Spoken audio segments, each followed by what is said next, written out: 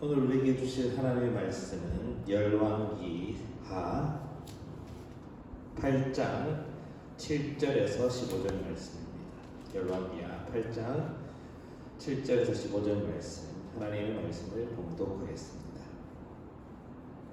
엘리사가 다메섹에 갔을 때에 아람 왕 벤하닷이 병들었더니 왕에게 들리기를 이르되 하나님의 사람이 여기 이르렀나이다 하니 왕이 하사엘에게 이르되 너는 손에 예물을 가지고 가서 하나님의 사람을 맞이하고 내가 이 병에서 살아나겠는지 그를 통하여 여호와께 물으라.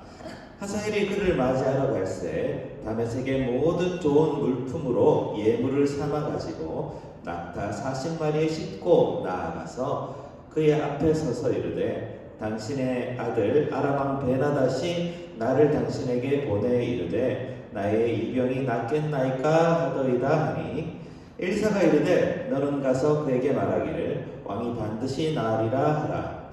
그러나 여호와께서 그가 반드시 죽으리라고 내게 알게 하셨느니라 하고 하나님의 사람이 그가 부끄러워하기까지 그의 얼굴을 쏘아보다가 우니 하사엘에 이르되 내 주여 어찌하여 우시나이까 하는지라. 대답하되 내가 이스라엘 자손에게 행할 모든 악을 내가 알미라. 내가 그들의 성에 불을 지르며 장정을 칼로 죽이며 어린아이를 맺히며 아이벤 부녀를 가르리라 하니 하사엘이 이르되 당신의 개같은 종이 무엇이기에 이런 큰 일을 행하오리까 하더라. 엘리사가 대답하되 여호와께서 내가 아람 왕이 될 것을 내게 알게 하셨느니라 하더라. 그가 엘리사를 떠나가서 그의 주인에게 나아가니 왕이 그에게 묻되 엘리사가 내게 무슨 말을 하더냐 하니 대답하되 그가 내게 이르기를 왕이 반드시 살아나시리이다 하더이다 하더라. 그 이튿날에 하사엘이 이불을 물에 적시어 왕의 얼굴에 덮음에 왕이 죽은지라. 그가 대신하여 왕이 되니라. 아멘. 엘리사가 하나님의 사람으로 선지자 사역을 계속하고 있는 도중의 일입니다. 엘리사는 이스라엘뿐만 아니라 그 옆 나라 아람 나라의 사람들에게도 굉장히 영향력을 미쳤습니다.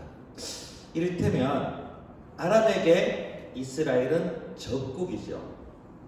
그리고 그들이 이스라엘을 생각할 때 꼭 정복해야 되는 그런 나라였습니다.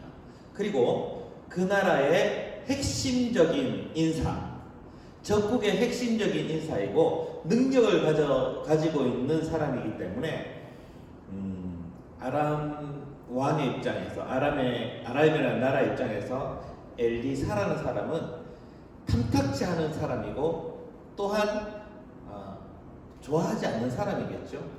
원수 같은 사람입니다. 근데 성경에 보면 굉장히 특이한 상황이 일어납니다. 무엇이냐? 엘리사가 다메섹으로 갑니다. 그러니까 아람의 수도에 도착한다는 얘기입니다.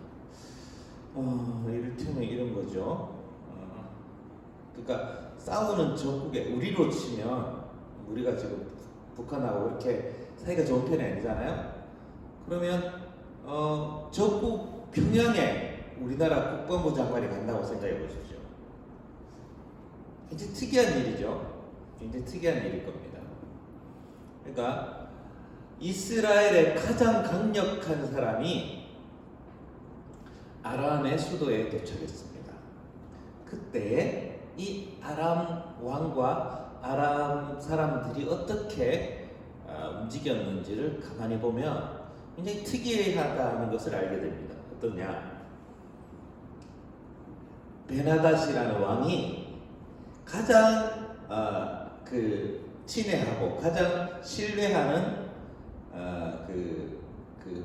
신하 하사엘을 보내서 친히 극진하게 대접을 하게 합니다. 극진하게 대접하는 수준이 어느 정도냐면 낙타 40마리에 예물을 가득 싣고 갑니다. 여러분 낙타가 얼마나 큰지 혹시 아십니까? 저는 낙타를 이집트에서 한번 타본 적이 있습니다. 이집트의 시내산을 올라가는 길에 낙타를 탔습니다. 그러니까 낙타의 크기를 제가 잠시 말씀드리면요, 낙타의 다리가 이렇게 두 마디 이렇게 접히거든요. 한 마디 이렇게 접히는데, 말 같은 경우에는 한 번에 딱 일어나죠. 그래도 한 번에 일어난다 하더라도 말은 굉장히 높습니다. 생각보다.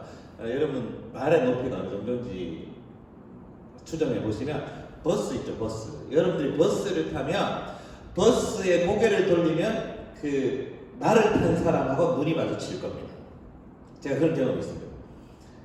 제가 살았던 데에 제가 다녔던 학교 옆에 어떤 사람이 말을 타고 다니는 사람이 하나 있었어요. 그러니까 유명한 분인데, 근데 그 사람하고 눈이 마주쳤습니다. 이 말을 타고 가는데 버스에 섰는데 여기 보니까 이렇게 지나가니까 그 사람하고 눈이 마주쳤어요. 말도 굉장히 높습니다. 근데 낙타는 그보다 한 2배 정도 더 높습니다. 그러니까 한 번 일어서고 또 2번 또 일어서면요, 느낌상 3층 높이에 서 있는 느낌이었어요. 굉장히 높아요. 굉장히 높고, 그리고 낙타가 꽤 힘이 좋아서요, 굉장히 많은 그런 물건도 실을 수 있습니다. 실을 수 있고, 그리고 낙타가 굉장히 크다는 사실. 그러니까 낙타 40마리가 어떤 지역을 방문하는 모습을 보면 정말 장관일 겁니다. 그야말로 이게 진짜 대단한 일이 일어나는구나 느낄 정도로 이 낙타가 주는 그 느낌이 큽니다. 그러니까 그 낙타 40마리를 들고 적국의 가장 강력한 사람을 만나게 된 겁니다. 그죠? 근데 그 만나러 간 사절단의 대표가 바로 하사엘이라는 사람입니다. 하사엘이라는 사람입니다. 그런데 하사엘은 어떤 특명을 받고 가게 되는데, 그 특명이 무엇이냐? 왕이 병이 걸렸는데 그 병이 나을지 않을지를 물어서 알아오는 것이 이 사람의 특명이었습니다. 엘리사가 능력을 갖고 있는 사람이기 때문에 그들은 그 엘리사의 능력을 믿었던 겁니다. 자, 뭐가 풀리는 것 같죠? 그 적국에 가장 강력한 사람이 왔는데도 불구하고 그 엘리사를 극진하게 받았던 이유는 뭐죠? 엘리사에게 능력이 있었기 때문에, 하나님의 능력이 그에게 임했기 때문에 함부로 건드릴 수 없다는 거죠. 그들에게 경험이 있습니다. 왜? 도단성에 엘리사를 죽이려는 암살단이 가서 크게 혼난 적이 있죠. 그 병사들이 모두 눈이 멀어가지고 사마리아 성에 붙잡혀가지고 죽을 뻔했잖아요. 그렇기 때문에 함부로 엘리사를 죽이지 못합니다. 그래서 함부로 죽이지 못하는 것에 덧붙여서 극진하게 대접하고 예물도 이렇게 낙타를 태워서 이렇게 보낸 것이죠. 덧붙여서, 그리고 그 사람에게 미래일을 묻기도 한다는 것입니다. 하사엘이 엘리사 앞에 섰습니다. 그리고 묻습니다. 우리 베나단 임금 지금 병 중에 계신데 그 병에서 낫겠습니까? 라고 물었습니다. 근데 엘리사가 굉장히 재밌는 대답을 합니다. 뭐냐? 병은 나을 겁니다. 병은 나을 겁니다. 그런데 죽습니다. 이렇게 얘기합니다. 참 특이하죠? 병이 낫는데 죽는다? 이게 뭐예요? 앞뒤가 안 맞는 말이죠? 자, 그런데 그 비밀이 나중에 풀리게 됩니다. 그리고 엘리사가 하사엘을 쏘아봅니다. 이 성경 그대로 되어 있죠. 쏘아보다가 울어요. 엘리사가 운다는 얘기입니다. 이게 무슨 일이지? 당황했죠, 하사엘이. 웬일이지? 자기를 째려보다가 우니까 놀랐던 거죠. 하사엘이 왜 그랬을까 어떻습니까? 이렇게 물었겠죠. 물었더니 엘리사가 대답하죠. 장차 당신이 이스라엘의 행할 일을 보니까 내가 눈물이 납니다. 이렇게. 당신이 행할 일들을 내가 압니다. 당신이 행할 일들은 이스라엘에 쳐들어와서 이스라엘의 장정을 죽이고 아이를 맺혀서 죽이고 부녀자를 죽이게 됩니다. 끔찍하게 죽인다는 얘기죠. 그 일을 보게 된 겁니다. 이 하사엘이라는 사람이 자랑무도하게 이스라엘을 침범할 것입니다. 이거를 알게 된 거죠. 근데 하사엘은 이렇게 대답합니다. 에이, 당신의 개 같은 종이라고 되어 있어요. 이렇게 별 볼일 없는 자신을 이렇게 낮춰서 겸손하게 얘기한 거죠. 어떻게 당신의 개 같은 종이 그런 일을 하겠습니까? 라고 묻죠. 근데 엘리사가 또 대답하죠. 당신은 아람의 왕이 될 것이요. 이렇게 얘기합니다. 근데 실제로 하사엘이 나중에 왕이 됩니다. 드러나지 않았지만 하사엘은 베나닥 임금을 죽이려는 음모를 갖고 있었습니다. 죽이겠다는 영모의 뜻, 그러니까 반역의 뜻을 가지고 있었습니다. 근데 그 일을 전혀 모르고 있는 베나닥 임금은 중요한 그 사역을 맡기기도 하고 신임을 했다는 얘기입니다. 가장 신임을 했던 그 하사엘이 임금을 죽입니다. 신복이었던 하사엘. 임금의 총애를 받았던 그 하사엘이 결국은 임금에게 반기를 들고 몸이 약한 틈을 타서 죽입니다. 그 죽이는 방법도 굉장히 사악한 방법으로 죽입니다. 자, 어떻게 죽입니까? 이불에 물을 적시고 덮어요. 그러니까 하사엘 정도면 그냥 임금의 침소에 그냥 들어갈 수 있었다는 거죠. 그러니까 신뢰를 하는 신하였다는 얘기입니다. 그러니까 침소에 갔겠죠. 침소에 가서 이불에 물을 푹 적셔서 그를 덮어서 죽입니다. 굉장히 끔찍하죠. 굉장히 간악하게 죽인 겁니다.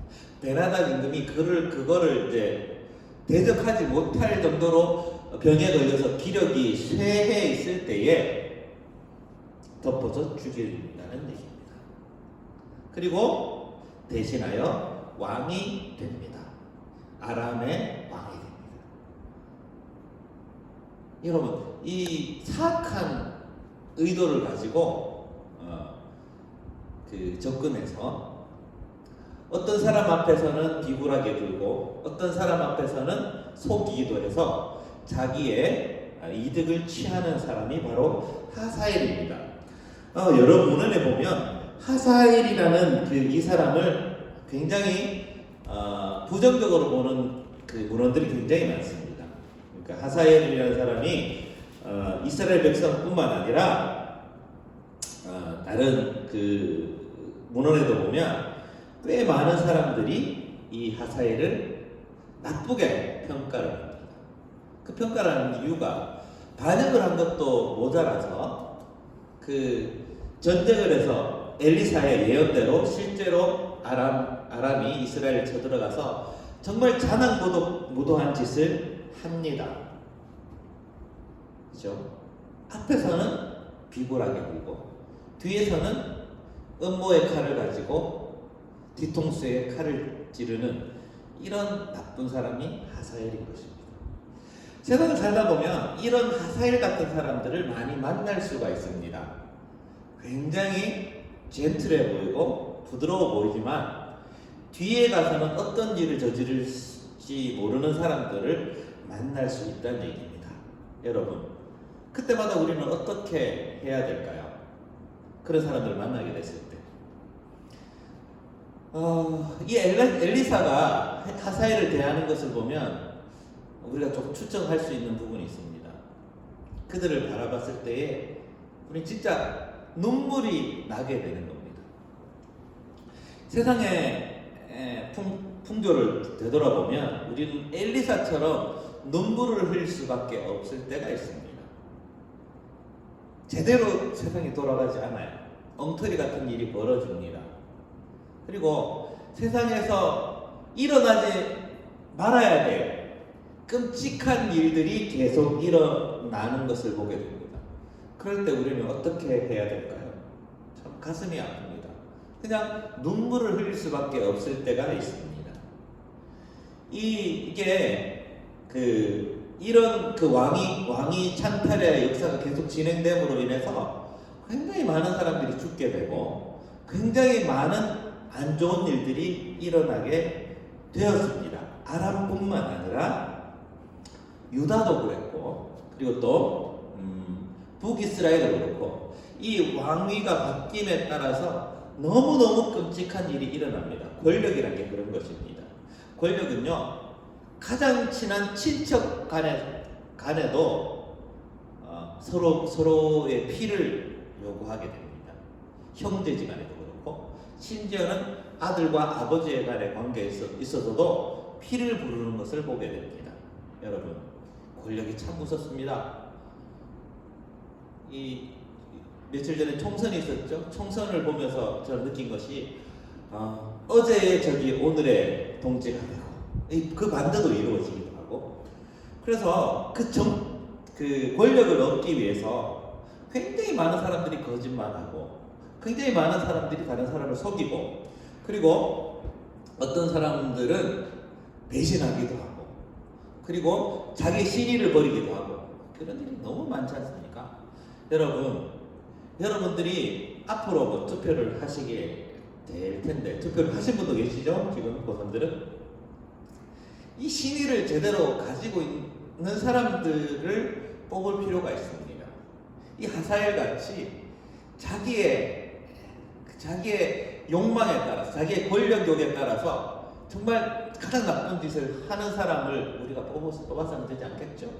그리고 세상을 바라봤을 때 긍휼히 여기는 마음, 안타깝게 여기는 마음, 그리고 불의를 보고 분노하는 마음을 가지시기 바랍니다. 이 엘리사는 그 하사엘을 봤을 때 그냥 보지 않고 어떻게 봤죠? 쏘아보았다는 얘기예요. 쏘아보았습니다. 우리가 그런 눈이 필요합니다. 이 세상의 불의와 부정들을 쏘아보시기 바랍니다. 그냥 가만히 지켜보지 마시고 분노하시기 바랍니다. 잘못된 것들을 그냥 지나가지 마시고 정말 가슴 아파하고 정말 분노할 때는 분노할 줄 아는 여러분이 되시기를 바랍니다. 그래서 이스라엘에게 엘리사를 주었듯이 우리 이 대한민국에 여러분들을 보내실 수 있도록 여러분들이 그런 마음을 가지시기 바랍니다. 기도하겠습니다. 하나님 아버지 감사드립니다. 오늘 말씀을 통해 은혜를 주셨는데 엘리사의 쏘아보는 눈을 허락하여 주시옵소서.